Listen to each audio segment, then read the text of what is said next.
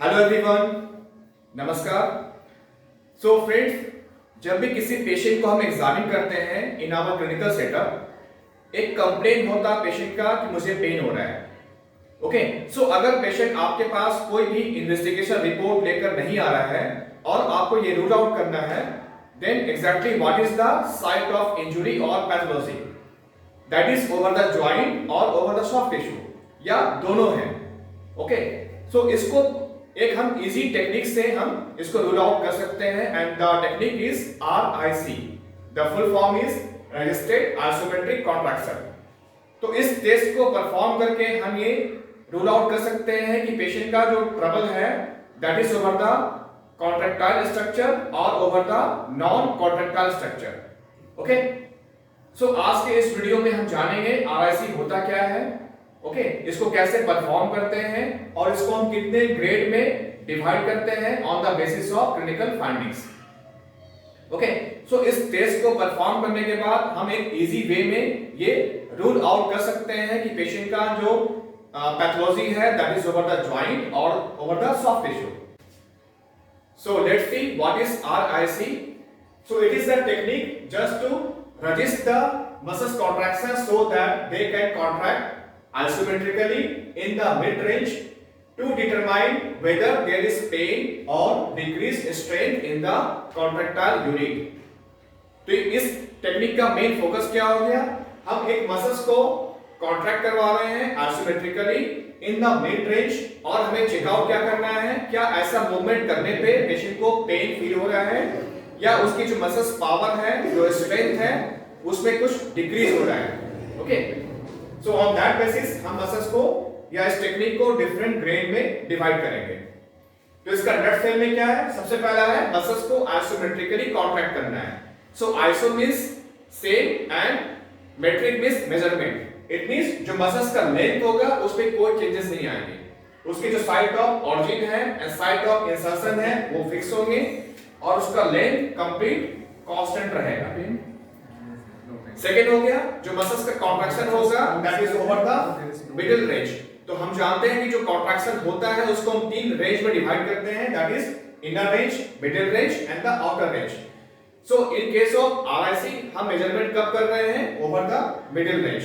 Okay, तो सबसे पहले हमें जिस मसल्स को टेस्ट करना है उसको आइसोमेट्रिकली कॉन्ट्रैक्ट करवाएंगे और इन द मिडिल रेंज हम चेक करेंगे क्या पेशेंट को पेन हो रहा है और उसका मसल्स पावर कैसा है। Okay, so initially it is performed over the group of muscles, then if a trouble is noted each muscle potentially involved is isolated and tested. तो स्टार्टिंग में हम एक ग्रुप ऑफ मसल्स को हम test करेंगे और अगर लगता है कि कोई डिफिकल्टी यहाँ पे नोट डाउन हो रहा है तो हम चाहें तो ईच एंड एवरी मसल्स को यहाँ पे हम चेकआउट कर सकते हैं। Okay, so take the example of shoulder abductor. तो एब्डक्शन के लिए बेसिकली दो मसल्स होते हैं like supraspinatus and the middle fibre of the deltoid. In case हमें डेल्टॉइड को चेक करना है फॉर दिस, हम पेशेंट को बोलेंगे अपने आर्म को एब्डक्शन कराना है और एक थेरेपिस्ट क्या करेगा, उस मूवमेंट को यहां पे रोकेगा या उसको रजिस्ट करेगा like this. So you can see joint में कोई भी मूवमेंट नहीं हो रहा है, बट जो मसल्स का जो इंट्रामस्कुलर टेंशन है वो राइज कर रहा है और हमें चेकआउट करना है इन द मिडिल रेंज उसको पेन हो रहा है या नहीं और मसल्स का पावर कैसा है।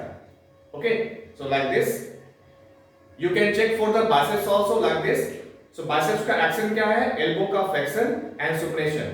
ओके, तो सपोज आपने यहां पे रजिस्ट किया और पेशेंट को आपने आइसोमेट्रिकली कॉन्ट्रैक्ट करने को बोला, तो आप यहां पे एक रेजिस्टेंस अप्लाई करके इस मूवमेंट को चेक कर रहे हैं और पेशेंट ट्राई कर रहा है अपने एल्बो को बेंड करने का।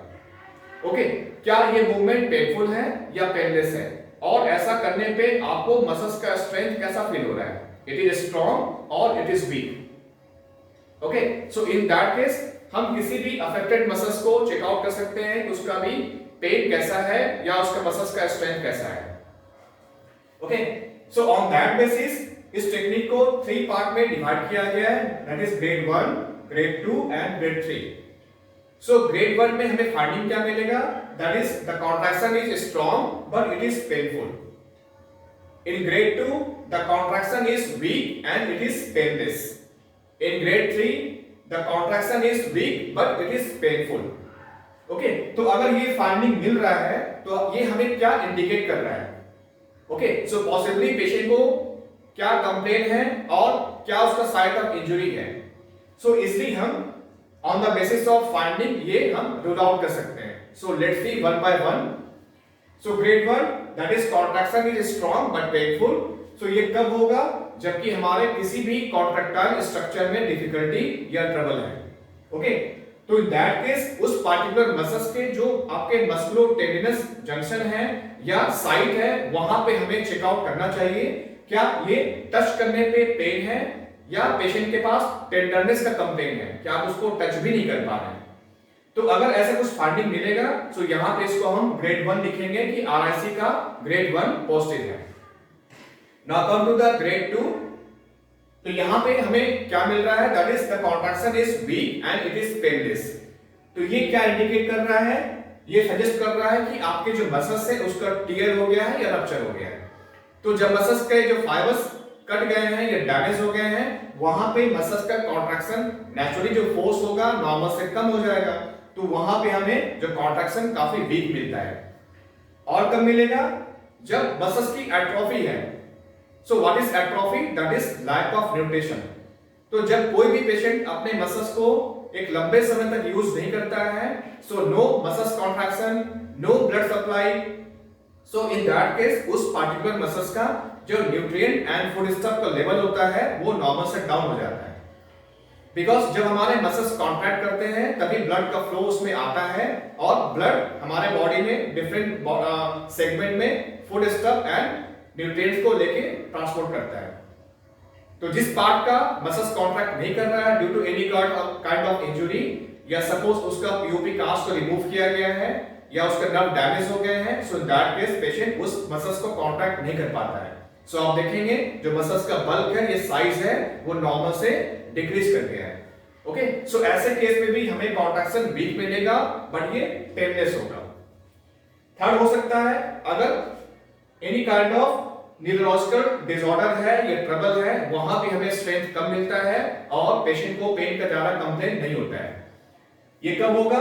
जबकि हमारा suppose any kind of peripheral nerve का लीजन है या जो नर्व के ट्रंक है वो डैमेज हो गए हैं या फिर जो नर्व रूट है वो अफेक्टेड है. तो ऐसे केस में फाइंडिंग क्या मिलेगा? मसल्स का वीकनेस का और पॉसिबली वहां पे सेंसरी लॉस भी हमें मिलता है. इस सारे कंडीशंस में जो मसल्स का कॉन्ट्रैक्शन होगा वो वीक होगा और ये पेनलेस होगा. तो पेशेंट ज्यादा आपको पेन का कंप्लेन नहीं करता है. So this is the finding of the grade 2. Now come to the grade 3.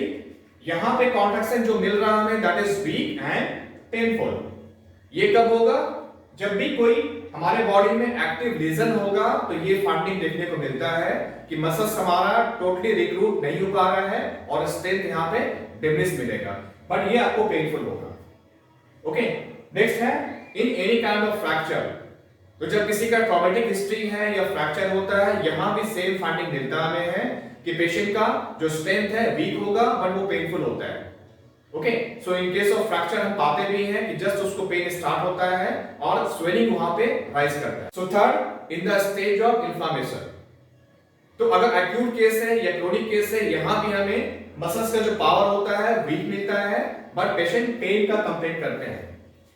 Okay तो आज हमने जाना इस वीडियो में कि आरआईसी क्या होता है और उसके कितने ग्रेडिंग होते हैं और उसको परफॉर्म कैसे करते हैं.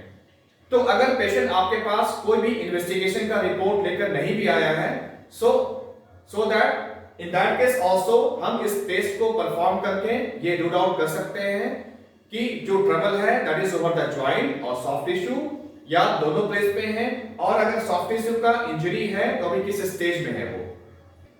सो फ्रेंड्स आई थिंक ये वीडियो आपके लिए काफी हेल्पिंग होगा just to confirm your diagnosis of your patient. और मैं चाहूंगा आपके जितने भी फिजियो कोलिग्स हैं या फ्रेंड्स हैं उनको भी इस टेक्निक को शेयर करें सो दैट ये वीडियो उनके लिए भी हेल्पिंग हो सके. ओके सो दोस्तों thank you very much for watching my video. फिर आपके साथ मिलता हूं एक नए टॉपिक के साथ एक नए वीडियो में. So till then just take care of yourself. Thank you very much. Thank you.